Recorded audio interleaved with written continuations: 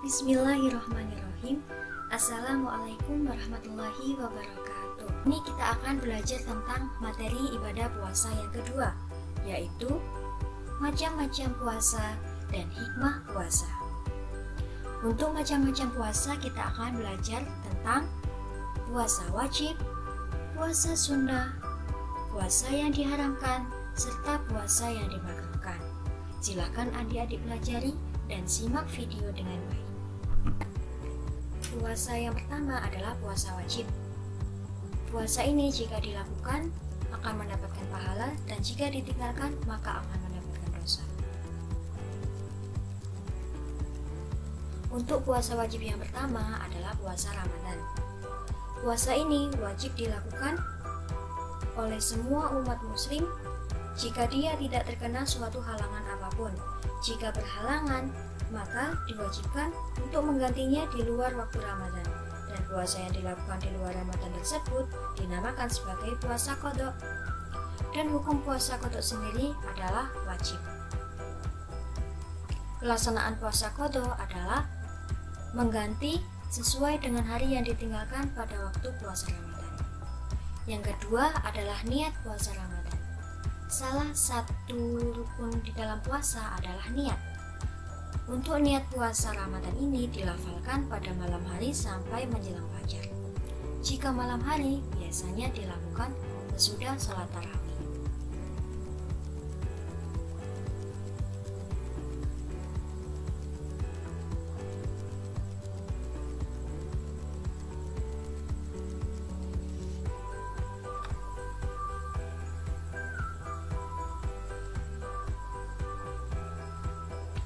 Selanjutnya adalah cara untuk menentukan waktu puasa Ramadan. Cara yang utama adalah ru'yatul hilal, dengan melihat terbitnya bulan di hari ke-29 bulan Sya'ban.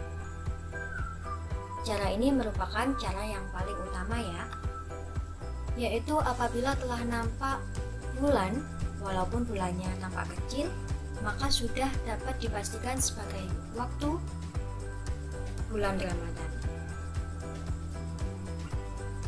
Nah, cara yang selanjutnya yaitu ada cara istiqmal dan juga ada cara hisab.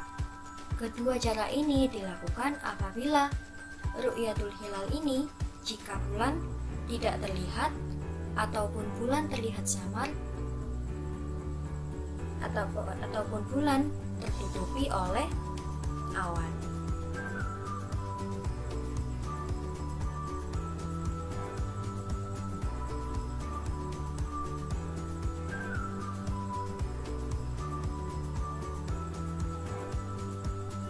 Kemudian adalah sunnah puasa. Berikut adalah kegiatan sederhana yang dapat kita lakukan selama berpuasa, namun bernilai pahala yang besar bagi kita, yaitu membaca Al-Quran, membaca doa berbuka puasa, menyegerakan berbuka, berbagi takjil sesuai dengan kemampuan kita, dan juga beriktikaf di masjid.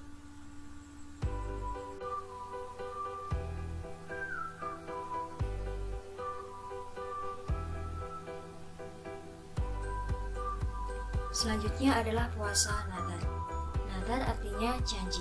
Sesuatu yang tidak wajib dapat menjadi wajib. Puasa nadar sendiri adalah puasa yang telah dijanjikan seseorang karena telah mendapatkan suatu kebaikan. Misalnya, seorang anak akan berpuasa jika ia dapat meraih juara kelas. Nah, puasa ini harus dilakukan. Jika tidak dilakukan, maka akan mendapatkan dosa. Itu yang dimaksud dengan puasa nadar.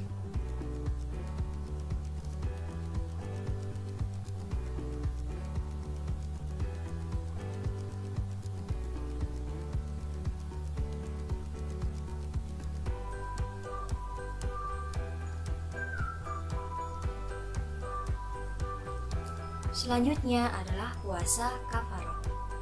Puasa kafarot adalah puasa yang dilakukan dengan maksud untuk memenuhi denda atau tebusan, dan hukumnya wajib. Salah satu macam puasa kafarot sebabnya adalah puasa itu dilaksanakan bila mana seseorang melanggar larangan berhaji. Dendanya adalah dengan 1 ekor kambing atau domba. Nah, jika dia tidak mampu membayar denda tersebut, maka dia harus berpuasa, yaitu 3 hari di tanah suci dan 7 hari di tanah kelahirannya.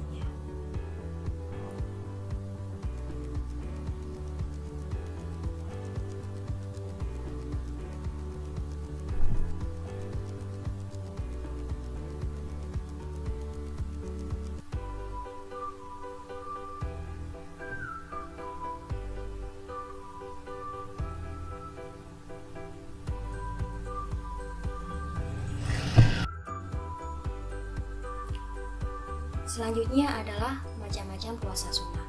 Puasa sunnah merupakan puasa yang jika dilakukan kita akan mendapatkan pahala, dan jika kita meninggalkannya kita tidak akan mendapatkan pahala maupun mendapatkan dosa. Tapi puasa ini sangat bernilai pahala bagi kita.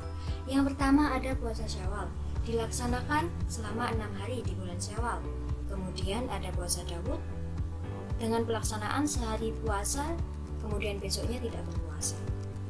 Kemudian ada puasa tengah bulan, yaitu pada 13, 14, 15 bulan Qamariyah, atau puasa ini dapat disebut juga dengan puasa putih.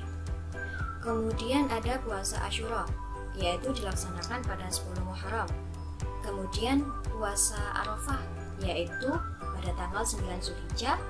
Puasa ini dapat menghapuskan dosa kita selama 2 tahun. 1 tahun dosa yang telah lalu dan 1 tahun dosa di masa sekarang. Kemudian ada puasa Nisfu Sya'ban, puasa yang dilakukan pada pertengahan bulan Sya'ban. Kemudian ada puasa Senin Kamis, puasa yang dilakukan oleh Nabi, yang sering dilakukan dan juga dianjurkan oleh Nabi Muhammad. Kemudian ada puasa Muharram, yaitu puasa yang dilakukan selama bulan Muharram. Selama bulan Muharram ini kita disunahkan untuk berpuasa, karena bulan Muharram ini merupakan bulan yang dimuliakan Allah, dan puasa yang dilakukan selama bulan Muharram ini adalah puasa sunnah yang utama setelah satu puasa wajib yang kita lakukan, yaitu puasa Ramadan.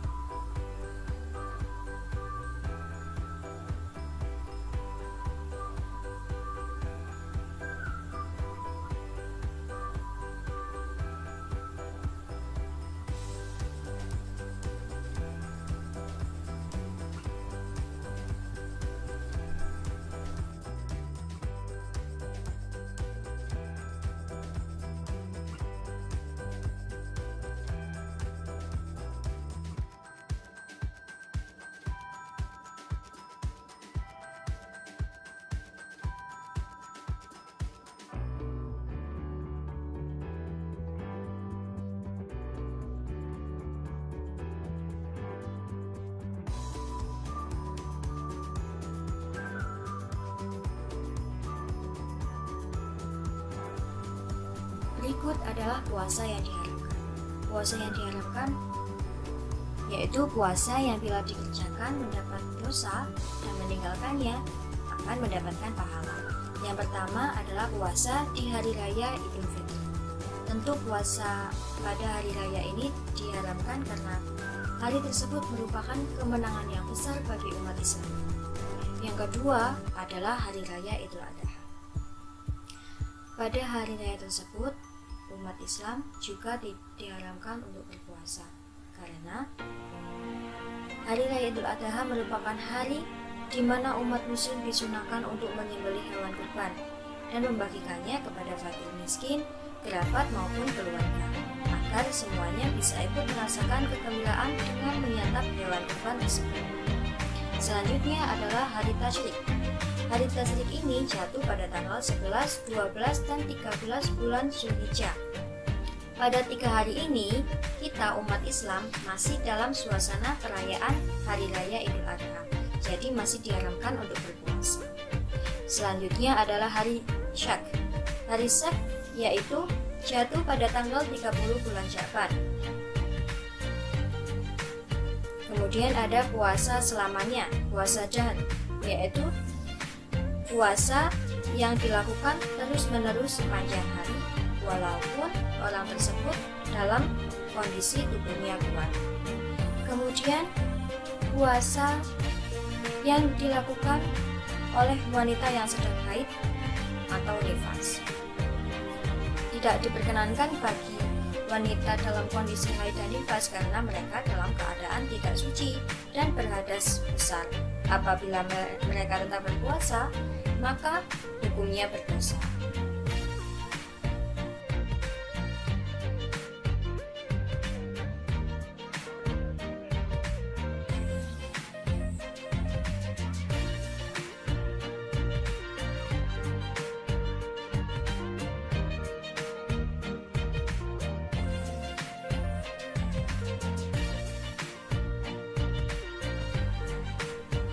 Selanjutnya adalah puasa makruh.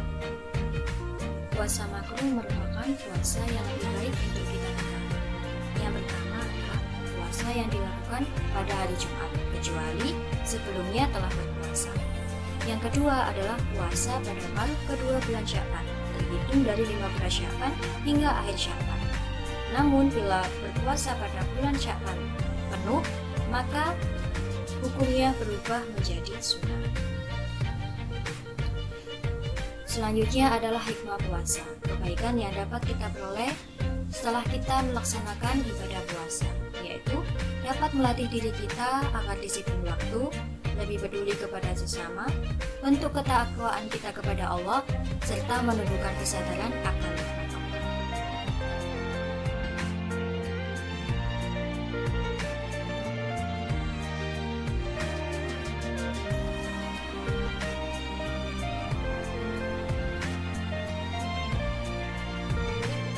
Nah, adik-adik, sekian materi